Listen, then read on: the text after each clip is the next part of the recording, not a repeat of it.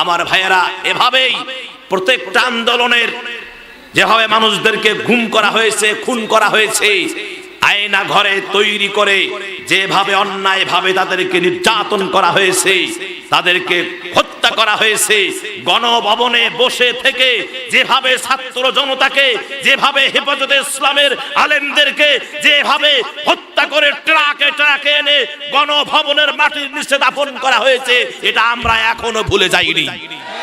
কথা বলেন ঠিক কিনা? আমার সম্মানিত মুসলমান ভাইয়েরা, আমাদেরকে আল্লাহ যখন সাহায্য করেছেন, বিজয় আমাদেরকে ছিনিয়ে আনতে হবে। এই জন্য আলেমদেরকে এক হতে হবে। আমরা বুঝি না কে চরমনাই, আমরা বুঝি না কে জামাতি ইসলাম, আমরা বুঝি না কে ঐক্যজোট, আমরা বুঝি না কে হেফাজত ইসলাম।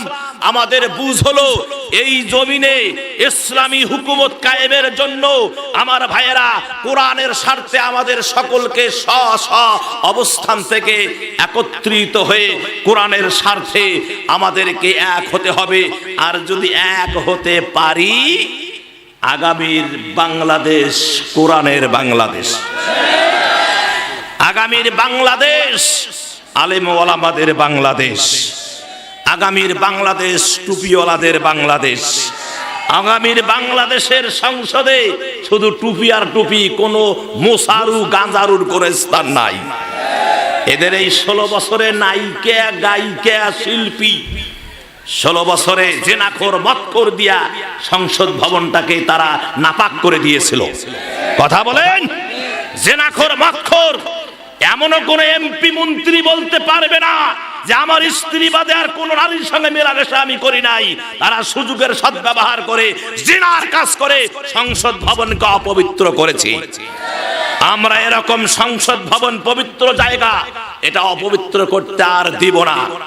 এজন্য বলবো, ওলামায়ে কেরামদেরকে বলবো, আপনারা দল মত নির্বিশেষে কোরআনের কাছে আসেন, সকলে মিলে ঐক্যবদ্ধ হয়ে আপনারা স্লোগান দেন, আগামীর দেশ কোরআনের দেশ, আগামীর দেশ ইসলামের দেশ, আগামীর দেশ টুপিওয়ালাদের দেশ, আগামীর দেশ ওলামায়ে কেরামের দেশ।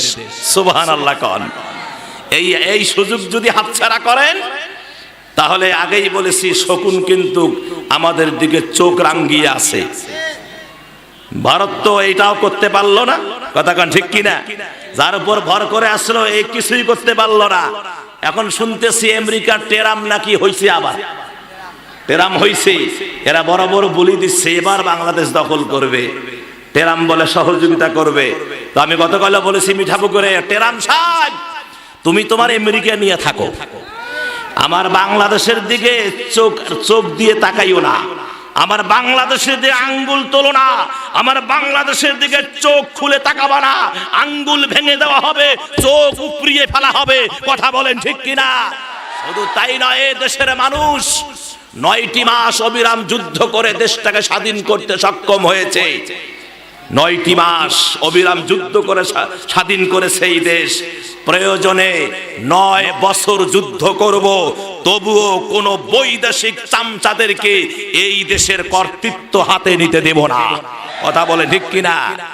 সম্মানিত ভাইজান, তাহলে সাহায্য পাইছি ঠিক, এখন আমাদের চেষ্টা করতে হবে কাঙ্ক্ষিত বিজয় ফিরিয়ে আনতে হবে। সম্মানিত মুসলমান ভাইয়েরা, কাঙ্ক্ষিত বিজয় যদি ফিরিয়ে আনতে চান, সর্বপ্রথম যে কাজটা আপনাকে করতে হবে সেটা হলো সংসদ ভবনের সংবিধান, এই কোরআনকে সংবিধান করতে হবে। তাহলে সংসদ ভবনের সংবিধান হবে আল্লাহ পাকের কোরআন।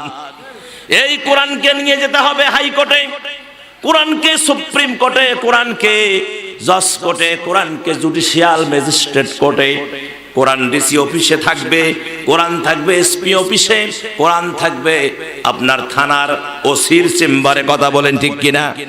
বিচারকদের আদালতের কোরআন থাকবে, আর কোরআন দিয়া দেশ চলবে।